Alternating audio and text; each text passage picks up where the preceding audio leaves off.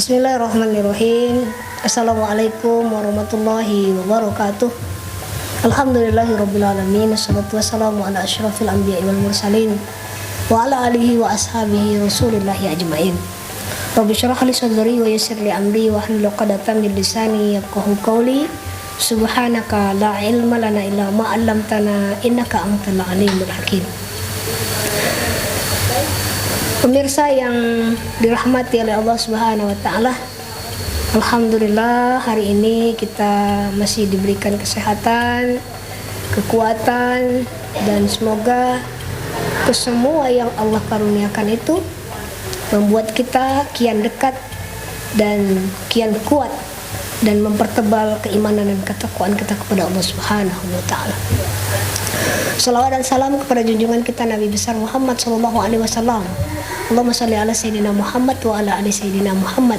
Mudah-mudahan kita semuanya, pemirsa semuanya, pada hari kiamat nanti mendapat syafaat Rasulullah sallallahu alaihi wasallam.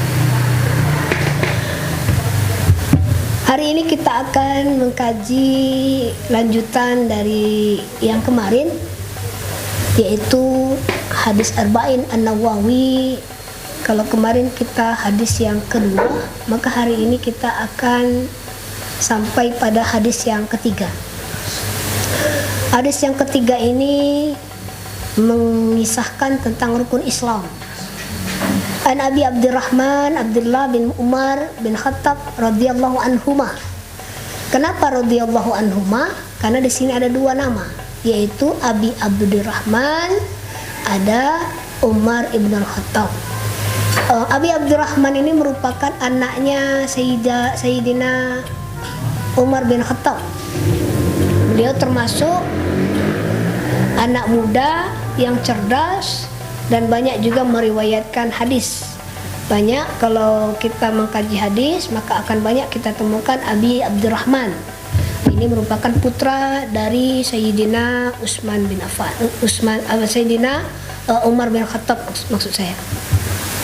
Qala sami'tu an-nabi sallallahu alaihi wasallam buniyal Islam ala khamsin syahadati an la ilaha illallah wa anna muhammadar rasulullah wa iqamis salah wa ita'iz zakah wa hajjil baiti wa shaumi ramadan. Rawahul Bukhari wa Muslim. Dari Abi Abdurrahman Abdullah bin Umar bin Khattab radhiyallahu anhuma, dia berkata, aku mendengar Rasulullah sallallahu alaihi wasallam bersabda. Jadi Rasul pernah berkata atau bersabda kepada Abi Abdurrahman.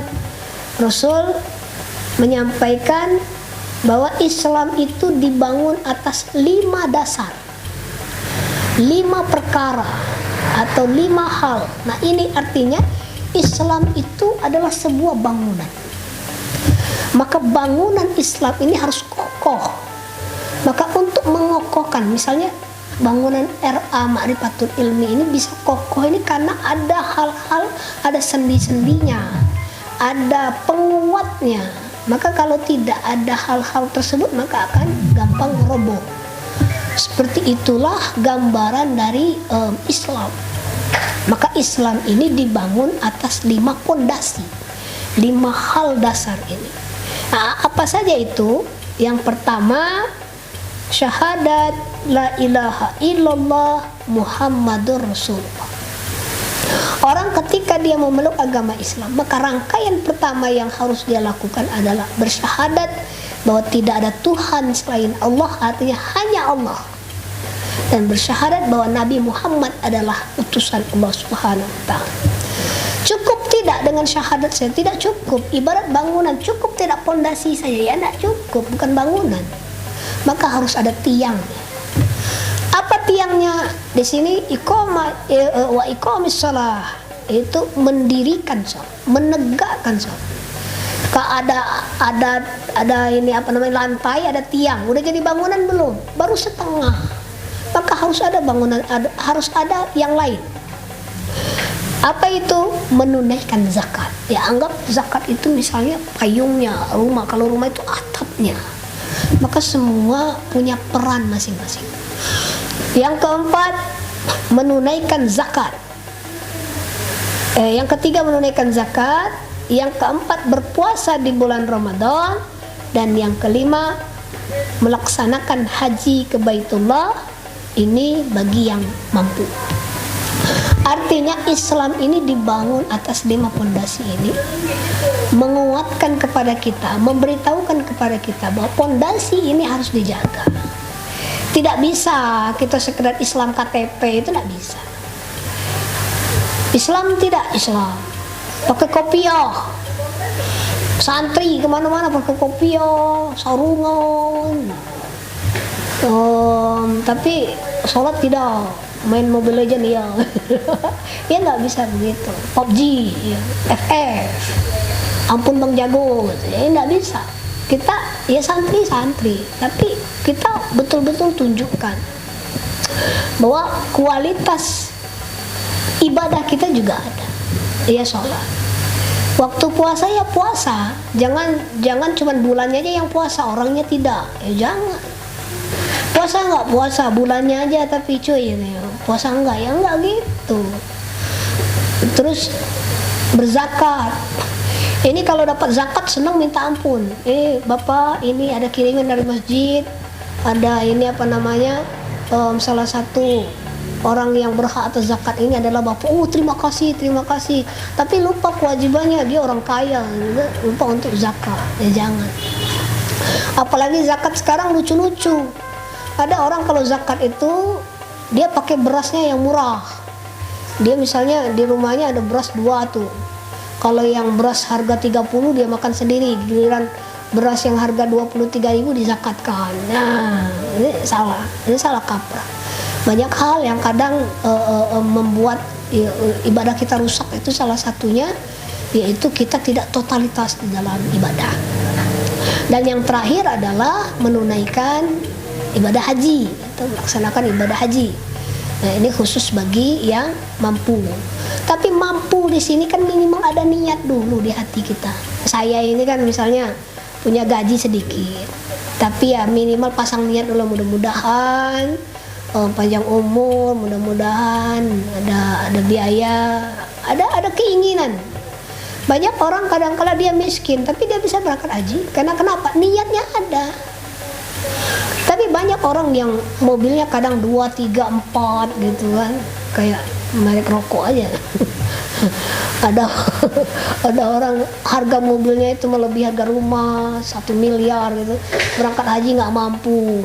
Ya ini gimana gitu kan ya. Artinya kelima hal ini adalah penguat pondasi Islam kita. Maka pemirsa sekalian yang dirahmati oleh Allah Subhanahu wa taala, penting bagi kita untuk total di dalam beribadah, terutama ibadah-ibadah yang memang difardukan kepada kita. Dan yang namanya rukun Islam ini fardu semua, tidak ada yang tidak fardu. Illa kecuali kan gitu, misalnya siapa orang yang tidak boleh puasa? Ada. Memang ada di Al-Quran juga ada, di hadis juga ada. Siapa orang yang dibolehkan untuk tidak puasa? Ada. Namun orang-orang yang dengan catatan bahwa dia tidak ada hal yang menghalanginya untuk ibadah, maka dia tetap fardu untuk mengerjakan ibadah kepada Allah Subhanahu wa taala. Ini hadis yang ketiga. Ya, kita berdoa mudah-mudahan semua yang kita pelajari menjadi berkah bagi kita dan membuat atau menjadi lantaran kita mendapat syafaat Rasulullah SAW. Karena kata Rasul, barang siapa yang bersolawat kepadaku, maka aku akan bersolawat juga kepadanya atau menyampaikan salam kepadanya. Kalau 1 solawat dibalas 10 kali solawat. Maka salah satu sebab kita mencintai Rasul, di samping bersolawat kita mempelajari atau mengkaji apa-apa yang merupakan sifat-sifat, perkataan dan apapun yang disandarkan oleh Nabi besar Muhammad SAW. Ya Allah, dimohon ampun. Ihdinas siratal mustaqim.